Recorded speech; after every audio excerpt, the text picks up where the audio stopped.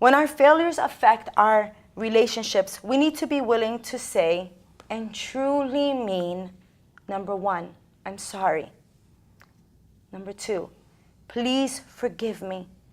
3, tell me how I hurt you. 4, is there a way I can make this better? 5, let me know if I start to do this again. Here are some examples of how to apologize.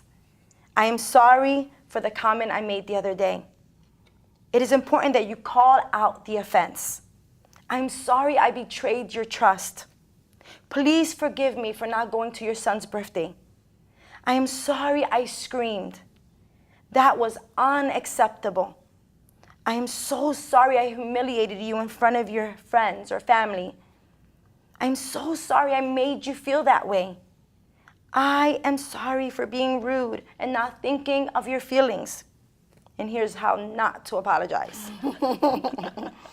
Oh, I'm sorry you feel that way. I'm sorry, I was not thinking. I was having such a bad day. When you do this, you are downplaying your actions. A sincere apology expresses true regret for our actions. It is important that we express sadness and sympathy for the hurt and pain that we have caused someone, even if we didn't mean to hurt them. I might want to add one other one there. I thought you were going to go there and you didn't. But is saying, I'm so sorry that I did that, but. Oh, yes. But. That's a good always one. is an indicator that we really aren't sorry. Yes. Because we we get add your reason right, in. we or add why. the justification for whatever we did, and that it just the minute you hear the but, I shut down. I'm like, yep, we're Yeah. done. You didn't mean There- that. there's You're not really sorry. Right, there's really not a right. sorry there.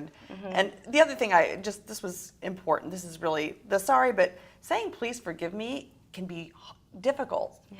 So sometimes you can get the I'm sorry out, but I don't know what it is about then following that up with Forgiveness. will you forgive me? And I'd written down here why, and I had pride. I think it is just a huge pride thing.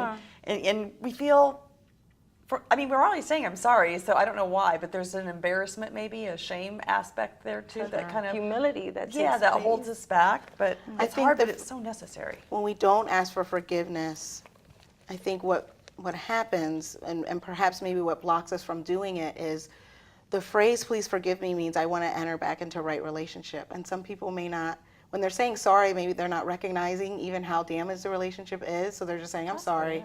But when you say please forgive me, it's like I want to start over. I want to make things right. Can we get back into right relationship again? And we fail that phrase is powerful to be able to mend and say, can we start over? Can this, is there a way that we can just really make amends? And that is, to me, more powerful even than saying I'm sorry.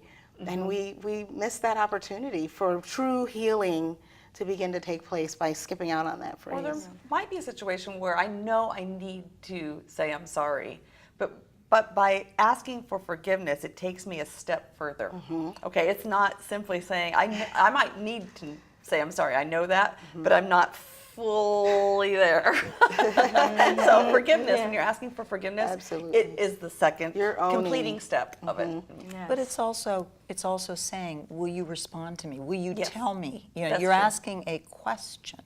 Will you forgive Maybe me? that's an unsafe And or it's just vulnerable. you want to hear whether or not.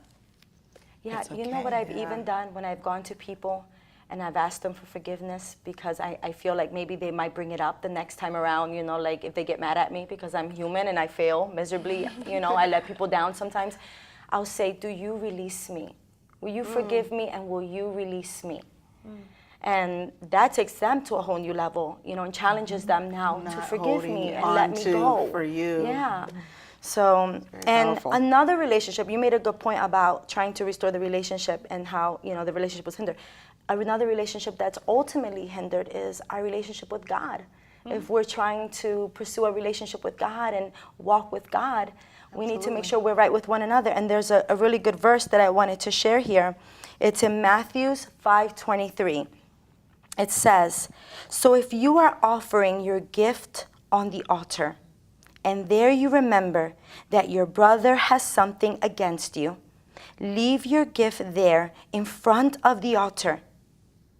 So if you remember that you have offended someone, first go and be reconciled with your brother, and you can say sister or mother or friend or co-worker, and then come and offer your gift. First go and be reconciled with your brother, and then come back and offer your gift. And I just thought that was such a good verse to also share.